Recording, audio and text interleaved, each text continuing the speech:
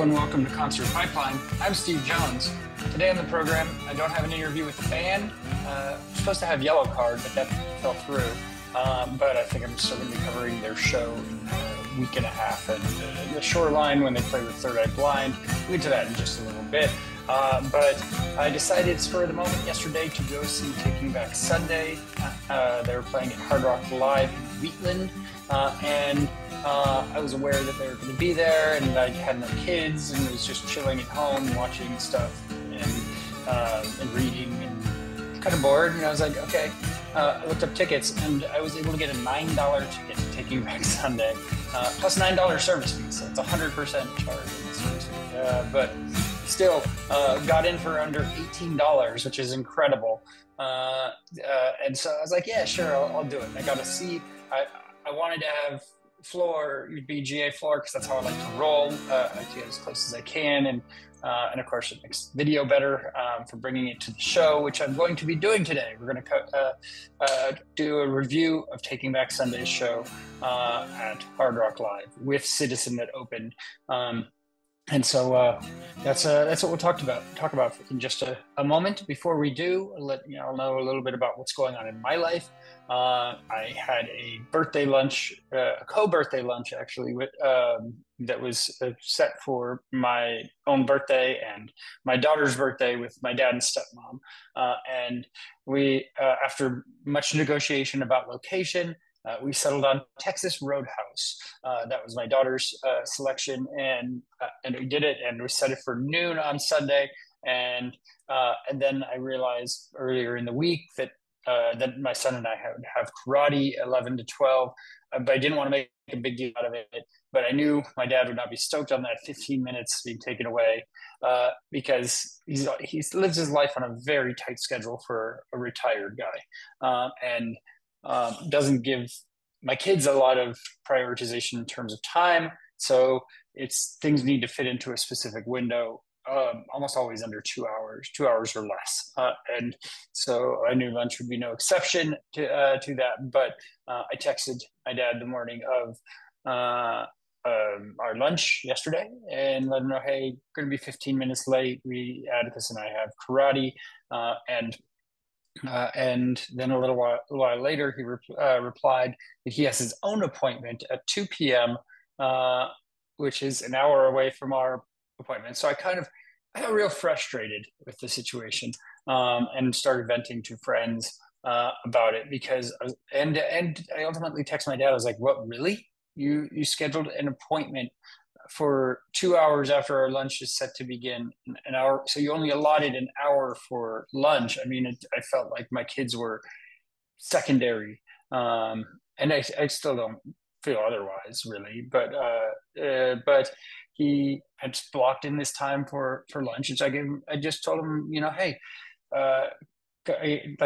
we're feeling secondary here. Last visit was like less than an hour and a half before you left, and this one's like an hour or less now at this point. Let's just reschedule for when we can do time. And then to which he replied, lunch at 12:15.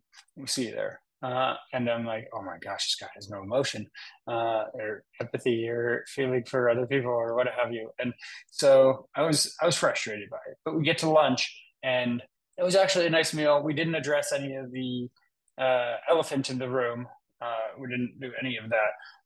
And he had gifts for my daughter, and I gave her some perfume that she had wanted and some spending money and some money for college as well. And to me, he gave this piece of art, actually, which he made for those watching on YouTube.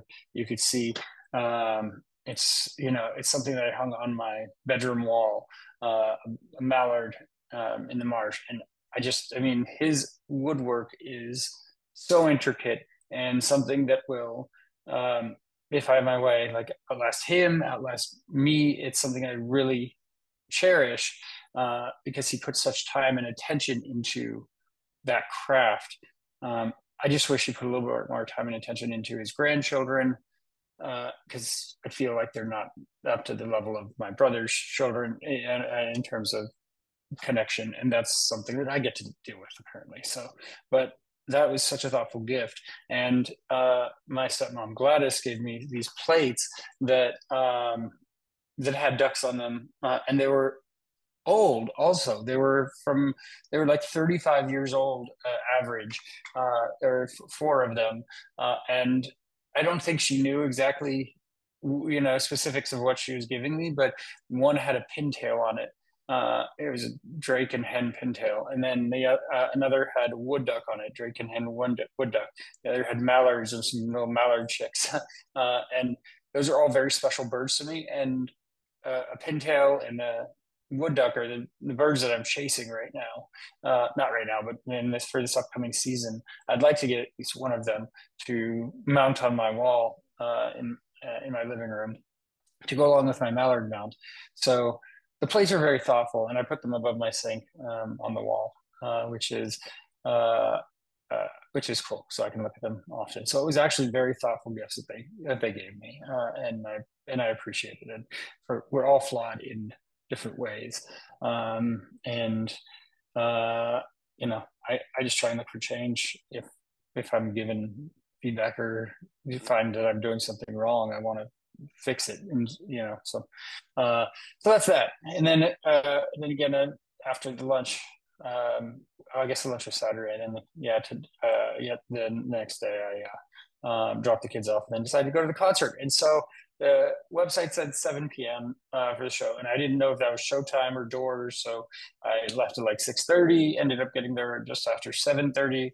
So Citizen was already playing. They started at 7, and so I missed half of their set, but I listened to them a little bit on the way. I wasn't familiar with them, but I got into their music a bit, and they put on a decent performance, from the piece that I saw anyway. And I think this was the second to last song before they closed. We're going to play a song from their set. This is "The Night I Drove Alone." Right.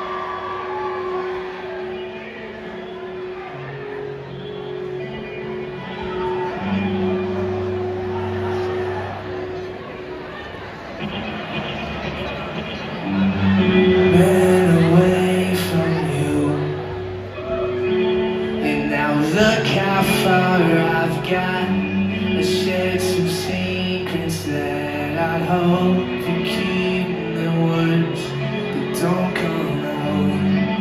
And I should have crashed the car the night I drove alone. Escape from my gas car. Whoa.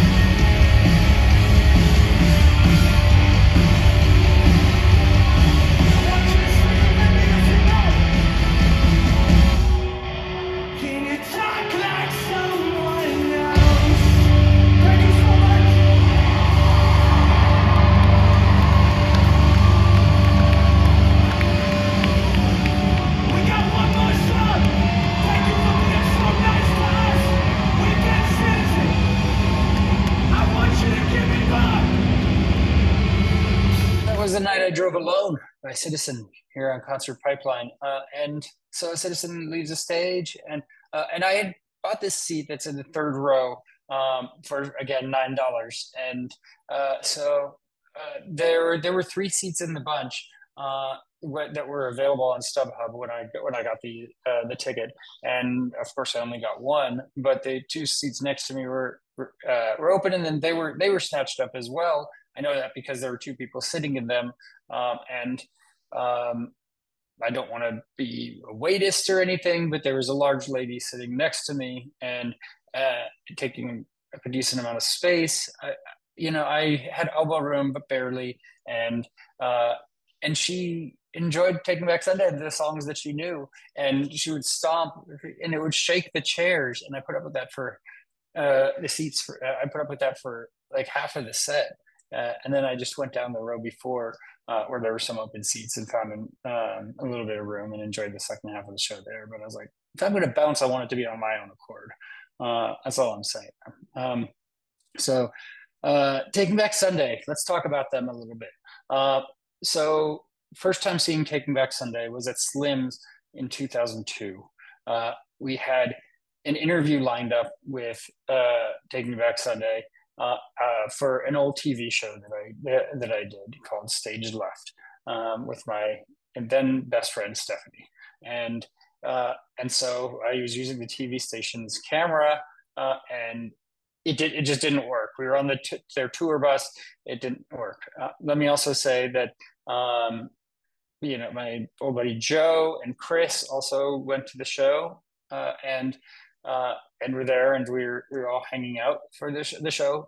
The camera didn't work for the interview, but I came prepared, and I brought my own camera as a backup, and so I ran several blocks to where we parked, and I got my own camera out of my trunk, which I would not leave a camera in the trunk at this point in San Francisco now, but that's another story.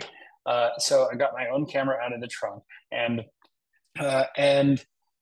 ran back and was sweating, and I'm like, okay, we're gonna do this interview, and that camera didn't work either. My cameras, for whatever, I mean, there was a vortex around the cameras that were not allowing this interview to happen for whatever reason. So we hung with Taking Back Sunday on their bus for a few minutes, got them to sign a couple CDs, I think, and then went inside to watch their set where they played with The Used. Both bands exploded after this tour, and later went on to play together, Taking Back Sunday, The Used again many years later, which I went to that show with Joe, and it was a good piece of nostalgia. And so Taking Back Sunday is a nostalgia act for me in a lot of senses, because their music was pivotal in the development of my musical taste. And that's a lot of that came from my old friend Joe. And so that was 2002. Another notable Taking Back Sunday piece in my history is when they played at the Fillmore on April 5th, 2006. And I remember that date because it was the second day. It was my second date with my kid's mom and I was at the Fillmore. And we got a Fillmore poster from the show, which I still have, and I had it on my wall for a long time. And so it was memorable for those reasons. It was the day after her birthday, which was our first date. And coincidentally, I didn't realize it was when I had scheduled it with her until too late. But it worked. It all worked out, and then it didn't. And whatever. Life's messy. But I've seen Taking Back Sunday a number of times, and I think it was last year that I saw them in Napa when they opened for Third Eye Blind at the fairgrounds, and just like this, I had a seat kind of far back for that show. I did end up sneaking onto the floor though, which is cool. So I got to be close for Third Eye Blind, which was a lot of fun. So, but Taking Back Sunday set that time is Adam has hit a lot of notes, kind of not akin to Axl Rose exactly, but in that vein of like needing to protect your voice, and he struggled at that show last time, and then so this time I didn't. I expected him to not have a voice anymore, and I think it repaired itself a lot, in time for this tour, and he just had fun and he thanked the crowd. And he's like, "I'm having a great time, and that's because of you. And thank you for this." He just is so overjoyed to still be making music more than 20 years later, and to have people come out and see his band perform. So even if some of them only paid $9, I think, but uh, but it was enjoyable. And I hadn't really listened to their newest album, which is titled 152, that came out last year. I hadn't really listened to it. I may have given it one listen, but I didn't spend any time with it. So I listened to it on the way to the concert, and and they have a single called "Sold" or "Sold" S dash old. There's a play on words and that's and they have like four versions of the song that they put out separately from their album. Um, so they're really putting their weight behind it, and they're opening with that song on this tour. So we're gonna play that song from the venue. And again, I'm far back and farther, so the video isn't the best quality, but if you're listening, should be pretty decent.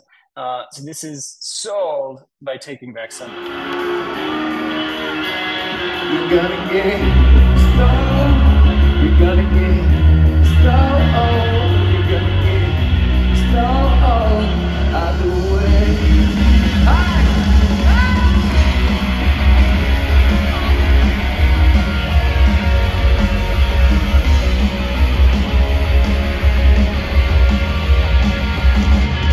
Well, I was at a loss, gonna be conjected. You'll see that me not to have me stay. I would've got to the creature.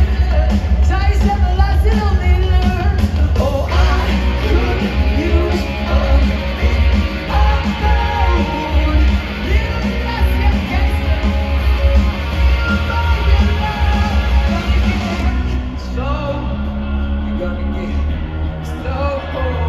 Gotta get slow out the way.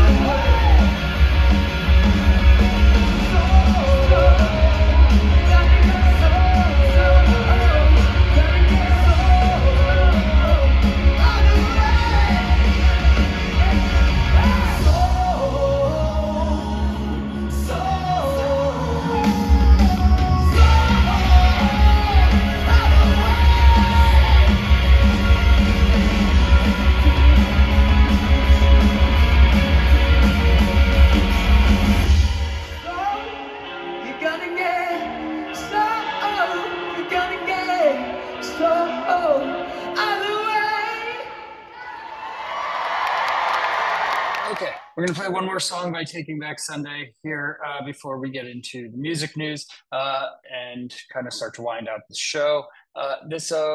Taking Back Sunday's initial album, like I said, was one that was very pivotal to me.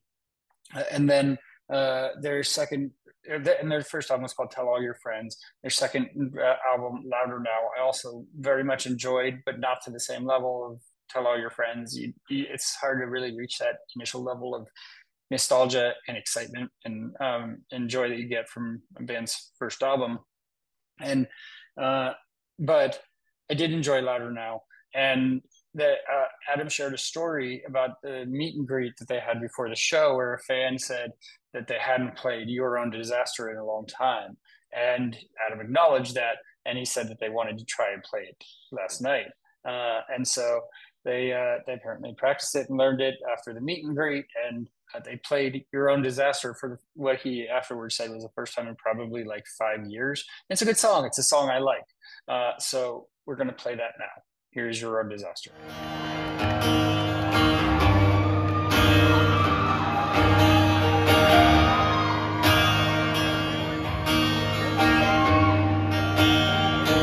Oh, hey Nate. Could you give me something like a little more like Cindy?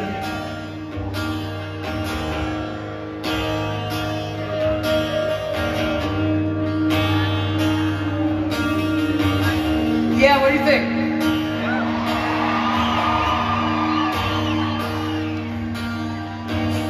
Oh, this to me is just a few of many things to lie around, to clutter up your shelves. I wish you weren't worth the wait, 'cause there's some things I'd like to say to you.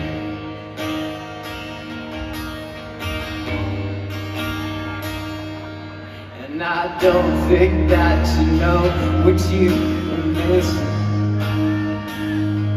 No, I don't think that you know what you are missing.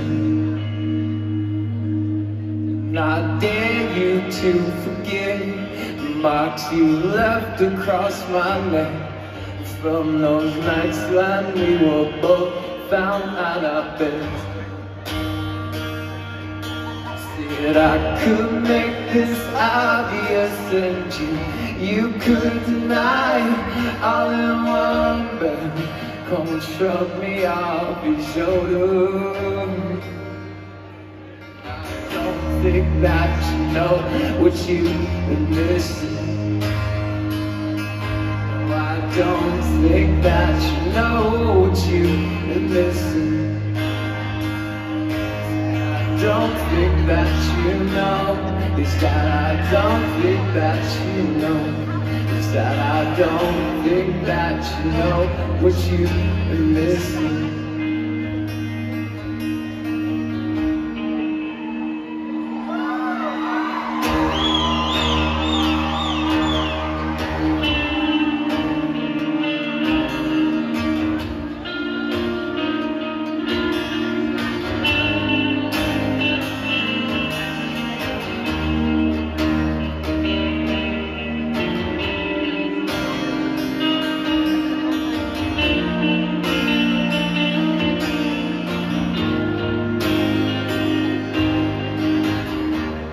Hey, let's have fun.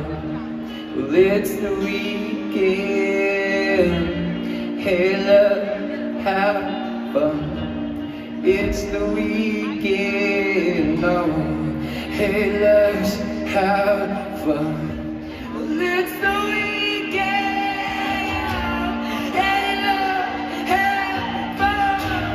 It's the weekend. I don't think that you know what you've been missing. It's the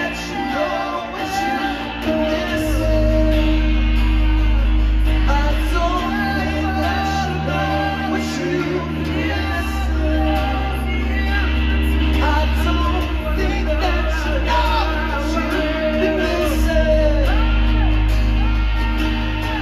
Just forget me, it's that simple. Just forget me, it's that simple. Just forget me, it's that simple. Just forget me, it's that simple. Just forget me, it's that simple. Just forget me, it's that simple. Just forget me, it's that simple. Just forget me, it's that simple.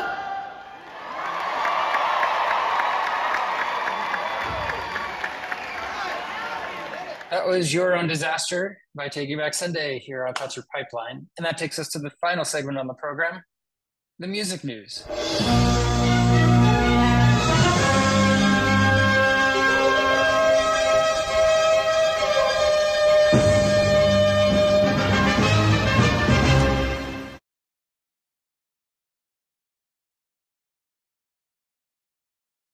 Hey, we have a couple of stories to wind out the program today, and then we'll close it out with a song from Taking Back Sunday's set as well. So let's talk about what's going on in the music world.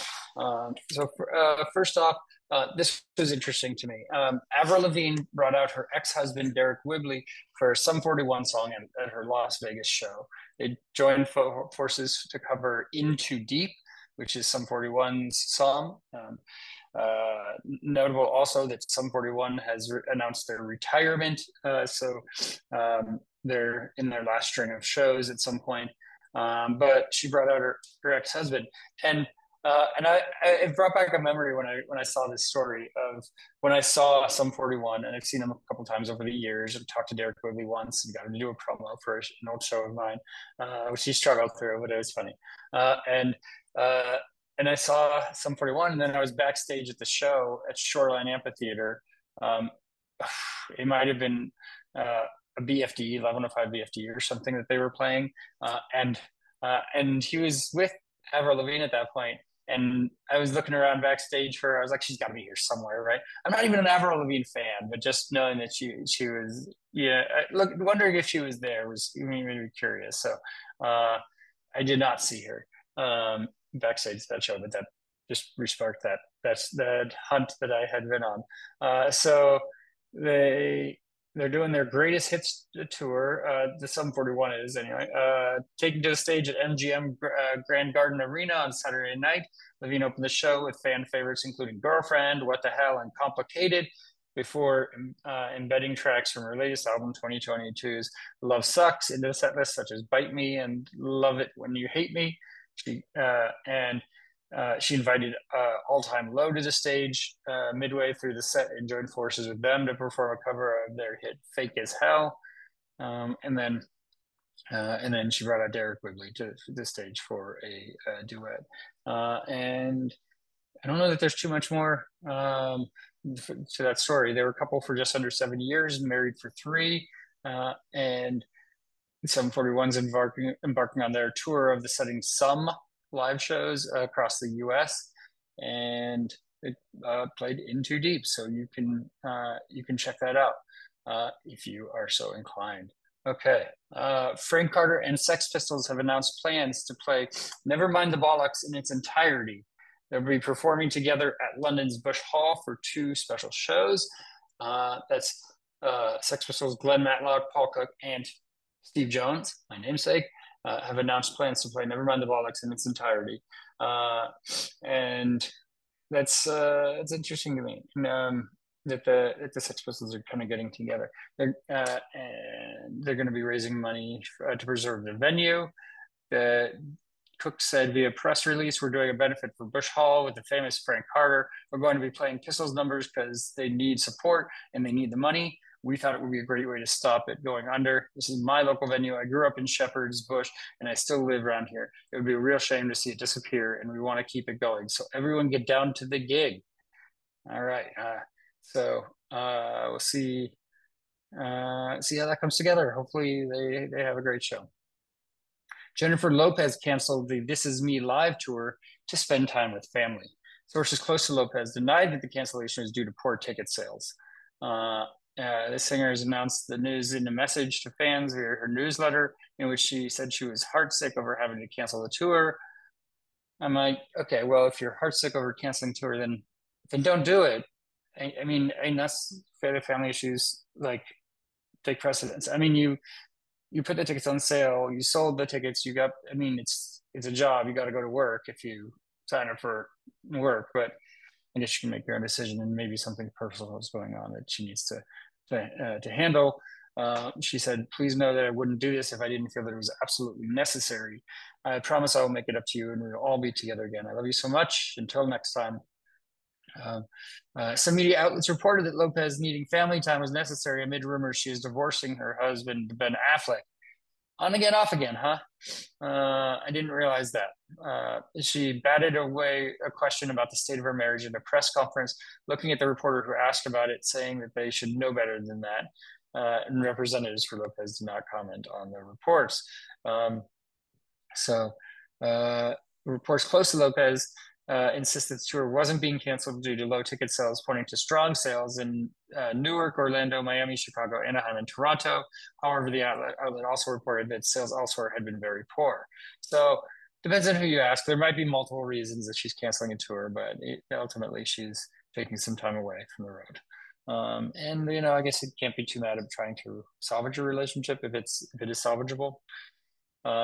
Green Day has kicked off the Saviors World Tour with Dookie, American Idiot, The Hits, and an epic stage show.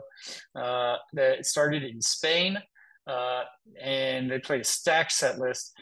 They opened with The American Dream is Killing Me, the lead single from their 14th studio album, Saviors, before diving into their 1994 LP Dookie, playing it in its entirety as they've promised on for this tour. Armstrong and then treated the crowd to Know Your Enemy, Dilemma, and Brain Stew as a short intermission before jumping into their 2004 album American Idiot in its entirety. Green Day's stage setup included a gigantic hand holding a red grenade heart, as seen on the album artwork for American Idiot, and many Marshall amps stacked on the stage. Both Dookie and American Idiot are celebrating their 30th and 20th anniversaries this year. And they, like I said, they promised to be playing both albums. So they are keeping their promise. And gosh, I'm just so tempted. Tickets are very expensive for this show, and rightfully so. But it's a little beyond what I want to be paying for a concert. And I have this thing, as I've mentioned, I want to be close at a show, and I can't afford to be close at Green Day, and not in good conscience. So, but we'll see. Maybe I'll make it out to the show. They did close with "Time of Your Life." Spoiler. Okay. And let's see. I got one more story before we wind up the show. A drummer is attempting to play the Foo Fighters' entire discography in one sitting for charity. Greg Barton will play 128 songs in total, which will take 9.5 hours. He's planning on doing that on June 7th in honor of his grandmother, who has cancer. He will also play tribute to late Foo Fighters drummer Taylor Hawkins, who passed away in 2022. On a Foo Fighters Hawkins note, if you didn't see last week's episode with Chevy Metal, I recommend going back and checking that out because it was a great performance. I posted one of the videos of Shane, his drum solo, on Instagram, and Shane liked and shared it, and it got over 20,000 views in a day, which was pretty cool. Pretty decent numbers for me, so I'll take it. And so he's going to play for 9.5 hours without stopping. He's been preparing for months, isolating each Foo Fighters drum track with AI to improve his practice sessions. Before you say that's impossible, I did a 6-hour playthrough last month and feel confident I can go the distance. The event will be live streamed and proceeds will be donated to the Cancer Research Institute. You know what? I'd chime in for that and check it out. Happens to be my daughter's birthday, so I'm not going to be able to just sit there and watch, but I would absolutely check it out. And so he's pretty excited to be doing that. That is the show for today. We are in talks to have an interview with Frank Turner, who's playing at the Regency Ballroom in San Francisco on June 7th. Also planning on covering Yellow Card and Third Eye Blind at Shore on Amphitheater on June 15th. So the music keeps on coming. Probably no episode for next week as of right now, but I got some stuff in the works also. That is the show for today. We're going to close this out with one more song from Taking Back Sunday's show at Hard Rock Live in Wheatland. This is Cute Without the E, cut from the team. For all of us here at Concert Pipeline, I'm Steve Jones. We'll catch you next time.